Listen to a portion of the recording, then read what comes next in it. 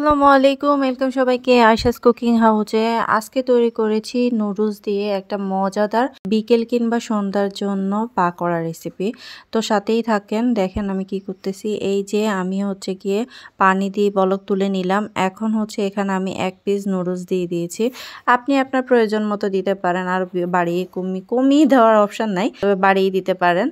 এই তো আমি 1 পিস নিয়ে একটু হাফ সিদ্ধ করে নেব, বেশি সিদ্ধ করব না, যাতে কিনা একটু শক্ত ভাবটা চলে যায়, এমনটা আর কি করে নিয়েছি।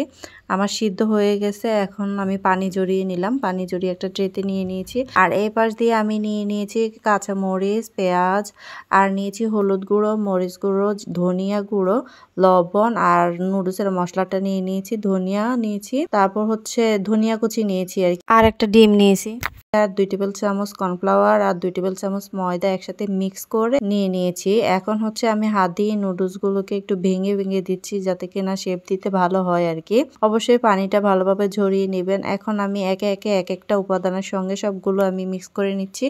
হলুদ, মরিচ, ধনিয়া গুঁড়ো আমি হাফ চা চামচের মতো করে নিয়েছি। চাইলে আপনারা আরেকটু ঝাল বাড়িয়ে কমিয়ে দিতে পারেন, আমার এতটুকুই প্রয়োজন ছিল এই আর কি। তো আমি হচ্ছে এগুলো সবগুলো আর কি আলতো হাতে মেখে দিচ্ছি, যাতে মশলা সবগুলো মানে একসাথে ম্যারিনেট হয়ে যায়, তবে একদম বক্তা বক্তা করে ফেলা যাবে না কিন্তু।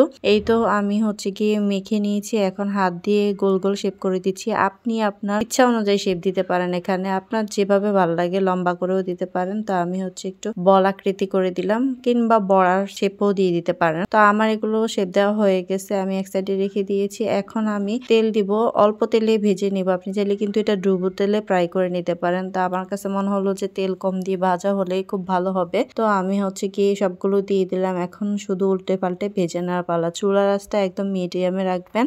আর আপনি চাইলে কিন্তু নুডলসটা বাড়িয়ে নিতে পারেন, সেই অনুযায়ী আপনি মশলা, ডিম সবগুলো বাড়িয়ে দিতে হবে কিন্তু আপনার পরিমাপ অনুযায়ী। আর এটা কিন্তু বিকাল কিংবা সন্ধ্যার জন্য খুবই একটা মজাদার স্ন্যাক্স আইটেম। তো চাইলে খুবই কম সময়ে হাতে 10 কি 15 মিনিট ধরেন আপনি চুলায় চা বসিয়ে এই চপটা বানিয়ে নিতে পারেন। আর বিশেষ করেন খেতে কিন্তু দুর্দান্ত ছিল।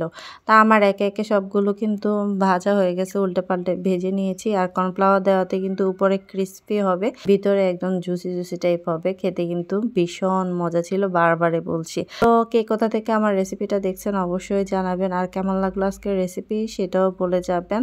অনেকদিন পরে একটা বড় ভিডিও শেয়ার করেছি, আশা করি সবাই একটু মনোযোগ সহকারে দেখবেন, একটা লাইক দিবেন অবশ্যই, আর গঠনমূলক কমেন্ট করে যাবেন প্লিজ। তেলে ফ্রাই করা খাবারগুলো স্বাস্থ্যসম্মত না ঠিকই, তবে বাসায় যদি নিজে হাতে বানানো যায় তাহলে সেটা অনেকটাই স্বাস্থ্যসম্মত, কি বলে। এটা হচ্ছে কি টক কিংবা সস দিয়ে খেতে ভীষণ মজা লাগে। তো এভাবে হচ্ছে আপনারা ট্রাই করে দেখতে পারেন। সবাই অনেক বেশি ভালো থাকবেন। আল্লাহ হাফেজ।